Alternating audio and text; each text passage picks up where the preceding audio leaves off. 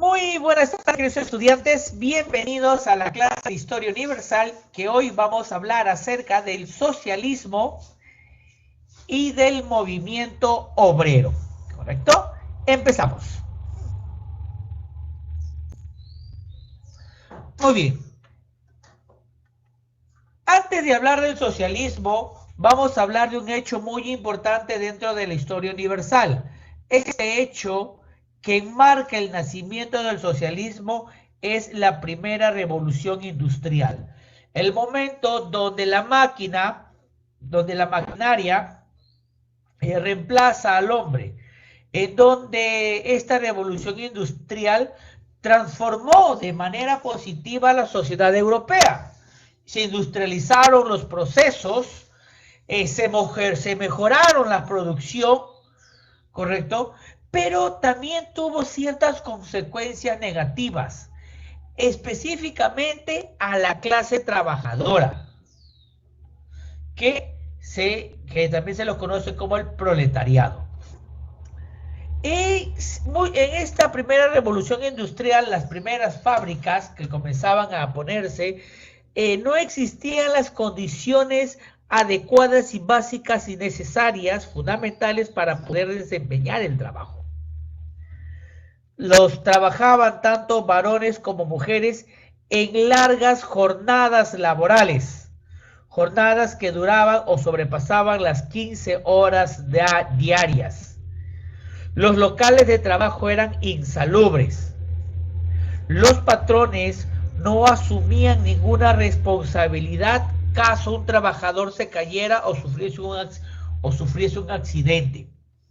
No existían vacaciones, no existía descanso, no había razones de descanso por temas de salud.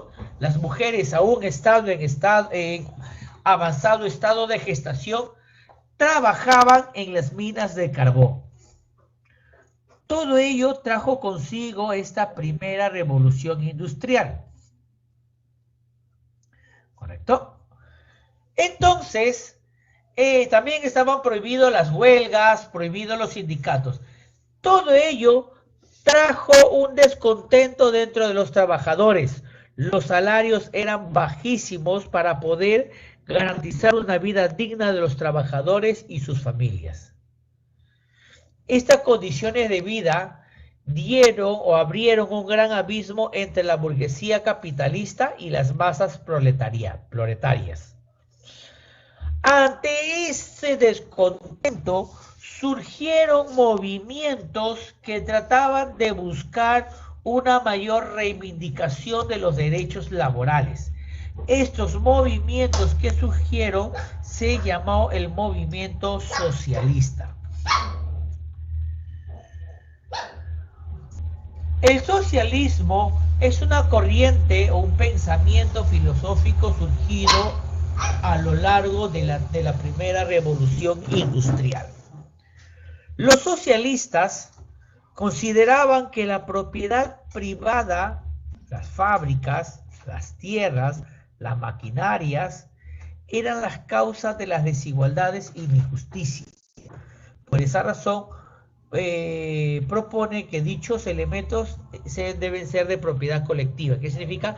Que estos elementos, que las maquinarias deben de pertenecer a todos, no a una sola persona. Por esa razón que los socialistas no creen en lo que es en la propiedad privada. Para ellos, la propiedad privada es el responsable directo de la desigualdad social.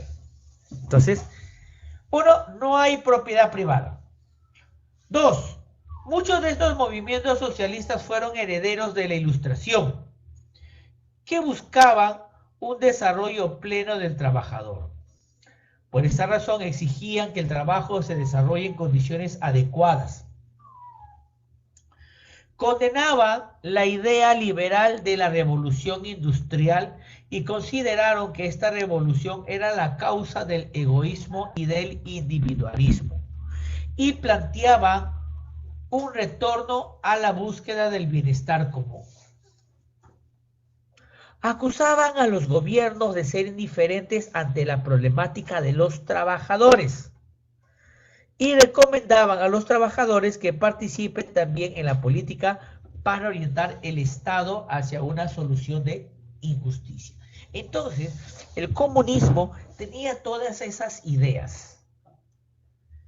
Que no exista la propiedad privada, que sea una propiedad colectiva, garantizar condiciones de vida adecuadas para los trabajadores, condenaba la ideología liberal y acusaba al capitalismo de las desgracias de las personas e indicaba que el capitalismo era un modelo económico que ya estaba en decadencia.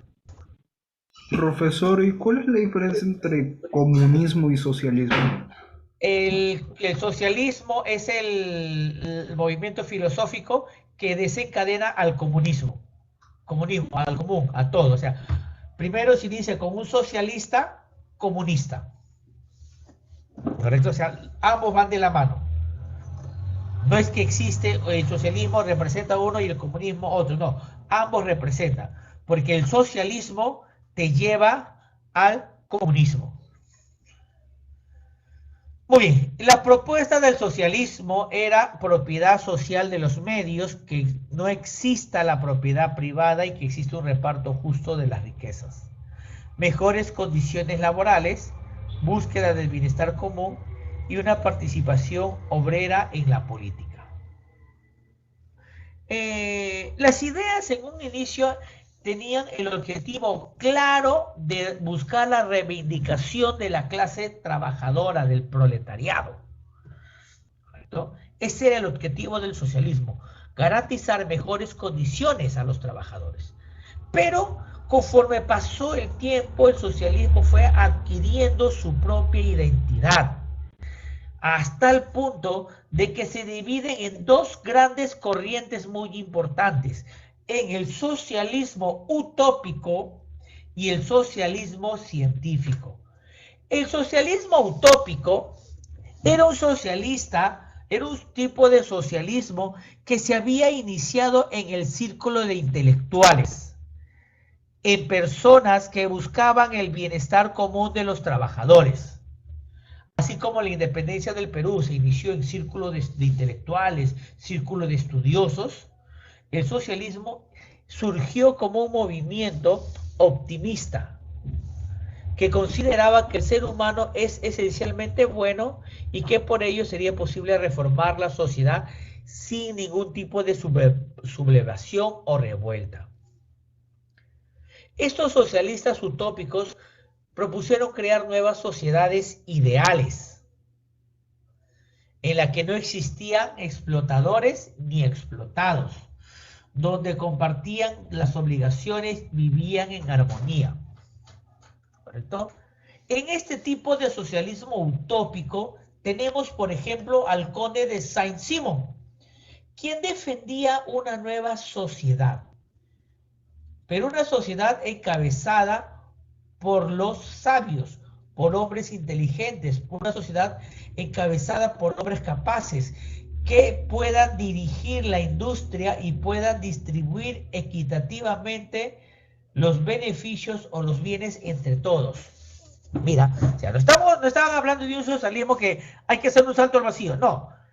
Hay que buscar un cambio de organizaciones encabezadas por personas adecuadas, personas que puedan buscar el bien común. Otro defensor de esta postura fue Charles Fourier. Sostuvo que la sociedad debía organizarse en células agrícolas autosuficientes, los llamados los falansterios, donde el trabajo colectivo permitía cubrir ampliamente las necesidades de otros. Charles Fourier sostenía la llegada o la implantación de un sistema cooperativo a través de células agrícolas. Un sistema donde todos puedan participar y que la agricultura sea la base para el autoconsumo.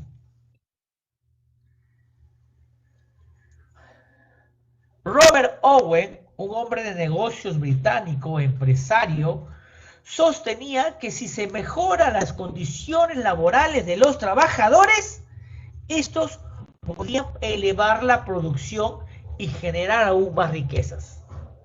Su idea tuvo éxito en Lanark, Escocia, pero fracasó rotundamente cuando lo aplicó en Indiana, los Estados Unidos.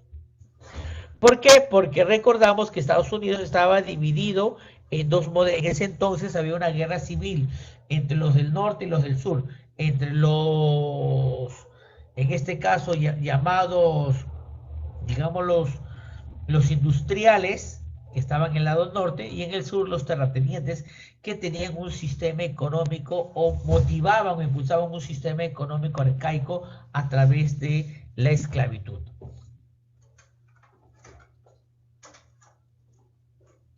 Flora Tristán, francesa, intelectual francesa de padre de ascendencia peruana, que invocó a los obreros de todo el mundo a unirse para mejorar su situación. Formó la Unión Obrera y defendió la emancipación de la mujer. Mira, ve, acá vemos una mujer luchona. Y Flora Tristán no necesitó salir a las playas como hacen las feministas, gritar y decir, sino lo hizo a través de su esfuerzo, a través de su trabajo, y fue la precursora de la emancipación de la mujer y de los derechos de las mujeres. Muy bien, en contraste con el socialismo utópico, quien no creía en la lucha de clase, que sí creía el utópico en las mejores condiciones de los trabajadores, pero no era necesario enfrentarse. El socialismo utópico tenía el cierto respeto hacia la propiedad privada. Nace la contraparte, nace el socialismo científico encabezado por Karl Marx y su corriente, el marxismo, y Friedrich Engels. Ellos se denominaron socialistas científicos, porque consideraban que, a diferencia de los utópicos, se necesitan cambios radicales para poder cambiar toda la situación obrera. ¿Correcto? Ellos creían que la sociedad capitalista estaba rumbo al quiebre, estaba rumbo a la extinción. Rechazaron la posibilidad de que el capitalismo se reformase a sí mismo. Por esa razón, impulsaron la famosa lucha de clases, ricos versus pobres, ¿correcto? Con frases como trabajador, el patrón ¿cómo se llama? Ya no va a comer más de tu pobreza. ¿Correcto? Y esta lucha de clases que afrontan inevitablemente todas las sociedades en las que hay opresores y oprimidos. Arrasaría con la sociedad capitalista y, a través de la dictadura del proletariado, establecería un sistema más justo, sin propiedad privada ni clases, una sociedad comunista, o sea, una sociedad común. Para los socialistas, la lucha de clases va a traer una igualdad para todos. Para los socialistas científicos, no debe de existir la propiedad privada. No debe de existir las clases sociales, y que todos debemos estar orientados hacia la construcción de una sociedad común, una sociedad comunista. Pero aquí vemos que este no derecho a la propiedad privada atenta contra los trabajadores directamente, porque cada uno de los trabajadores ve y quiere disponer del dinero que, como mejor le parezca, de que ha ganado a través de su esfuerzo. Y que si uno quiere una mejora económica, sabe por consiguiente que tiene que estudiar o tiene que ser su trabajo más empeñoso, responsable y todo ello. Pero con el socialismo científico eso no va. Así te esfuerces trabajando y así no trabajes nada, el salario que vas a percibir es el mismo para todos.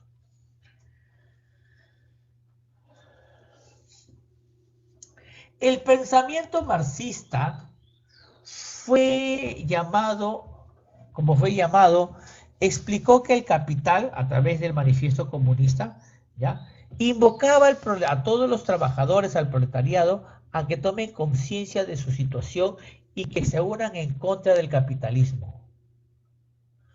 Que para Marx el capitalismo era la clave de la pobreza de la humanidad y del hombre, era clave de la decadencia social.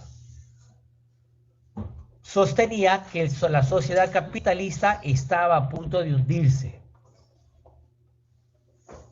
Muy bien, pero existía una facción de los socialistas que pensaban que era posible una transición pacífica. Por eso esta facción nace o forma la famosa socialdemocrática, que despreciaba a los marxistas ortodoxos y fieles a la idea de lucha de clases. Los socialistas socialdemócratas, buscaban una mayor participación en la política y aprovechando los mecanismos democráticos para poder ayudar sobre o hacer cambios sobre el tema o la causa del trabajo. Surgieron dos corrientes dentro del aspecto científico: los ortodoxos, los radicales, no propiedad privada, y la socialdemocracia, que tuvo mayor protagonismo a lo largo de la historia. Entonces, este movimiento social nació en respuesta al exceso de trabajo y al abuso de la clase trabajadora, del proletariado, surgida a raíz de la revolución industrial. Muchos obreros se organizaron y, por ejemplo, salieron los luditas, quienes pensaban de que destruyendo las máquinas iban a mejorar la situación. ¿Ya? Más tarde, los proletariados dirigieron sus esfuerzos para mejorar sus posiciones dentro de la industria. Participaron, fueron permitidos en algunos lugares las famosas asociaciones, los gremios. Muchos de estos movimientos obreros recibieron un reconocimiento en el trabajo y se les permitió crear las famosas asociaciones o trader unions. Las situaciones laborales después de esta lucha ganada por los trabajadores comenzaron a mejorar, ¿correcto? En Inglaterra, sobre todo en 1802, se estableció que los niños no podían trabajar más de 12 horas. Y conforme fueron mejorando las leyes y las condiciones laborales para mejorar en el tema o en la cuestión del trabajo. A ver, en 1802 había un trabajo infantil de máximo de 12 horas. En el 1819 se reduce, se dice que los menores de 9 años no podrán laborar en fábricas de algodón. Se crea el proletariado general en 1824, donde los obreros pueden fundar asociaciones para defender sus intereses. En 1833 se reduce la jornada a 48 horas semanales para los niños de 10 y 13 años y de 69 horas para niños de 13 a 18. En 1842 se prohíbe trabajar a mujeres y a niños en las minas. En 1844, las mujeres y los niños no podían acceder de máximo de 6 horas y media de trabajo, ¿correcto?, en la fábrica textiles, y 12 horas diarias para las mujeres, y se prohibió trabajar de noche. En 1844, las mujeres y los menores de 18 años no podían trabajar más de 10 horas. En 1867 se prohibió emplear menores de 8 años y en 1878 la jornada máxima de 56 horas y media en las fábricas para mujeres y mayores beneficios como seguridad y ventilación en las obras.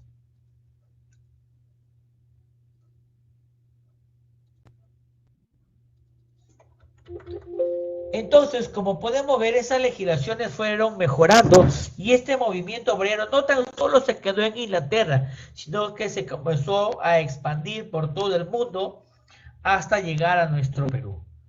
En el Perú también hubo muchos gremios que se levantaron y buscaron la reivindicación de las 8 horas diarias o 48 horas semanales. ¿correcto? Entonces, este movimiento que nació en un inicio para buscar el interés de los trabajadores, poco a poco se fue convirtiendo en una política destructora de países, porque los comunistas echaban las culpas al capitalismo de las desgracias y de la mala distribución económica de los bienes. Y hoy, 2021, lo estamos viviendo nuevamente. Muy bien. ¿Alguna pregunta, alguna duda, alguna inquietud?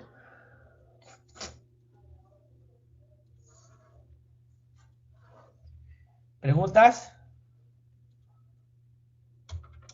Hay un país actualmente que es socialista y que no sí socialista económicamente. Los países social comunistas, estamos hablando de Cuba y de Venezuela, y comunista dictatorial de Corea del Norte. Después, la mayoría de países europeos y americanos, estamos hablando de repúblicas democráticas con sistemas económicos capitalistas. China, por ejemplo, China no es un país 100% comunista.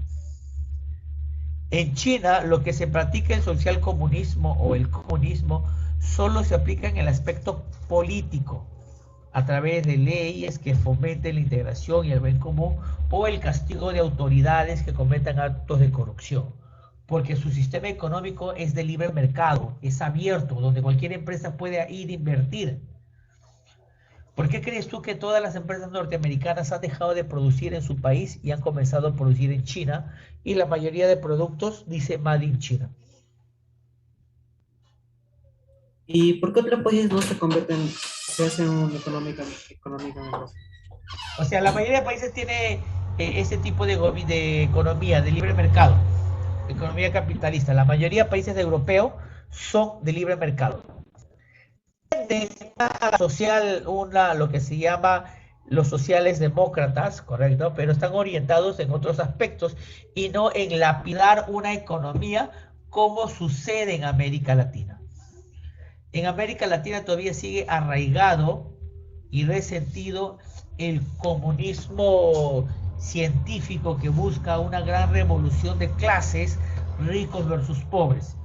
Y cuando existe un descontento ocasionado por por el descuido del Estado, ¿correcto?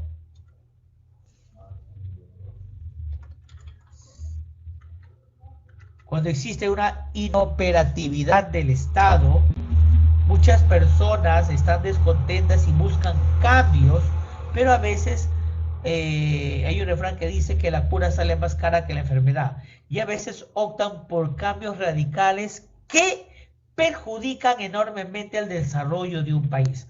Caso Venezuela. Venezuela venía gobernada por la derecha, hubo problemas económicos y los jóvenes en ese entonces pidieron cambios. Y el cambio lo enarbolaba Hugo Chávez. Aplaudieron la elección de Chávez, estuvieron de acuerdo con él, y mira, casi 20 años después, cómo está Venezuela. Yéndose al abismo con una economía y una hiperinflación. ¿Correcto? La idea, dime. ¿Qué había propuesto Hugo Chávez para que los jóvenes en ese tiempo... Una mayor participación, había también impuesto, lo mismo que propuso, para hacer una similitud de lo que propuso Castillo acá, lo propuso Chávez en su momento en Venezuela. Cambio de constitución, mayor participación de los ciudadanos, mayores recursos nacionales, que los productos tienen que salir al extranjero, ¿correcto? Creyeron en ese discurso, porque tú sabes que la población cuando está cansada y quiere un cambio, cree en cualquier discurso. Lo hicieron y ahora mira cómo está Venezuela. Y lo mismo ocurrió con Cuba.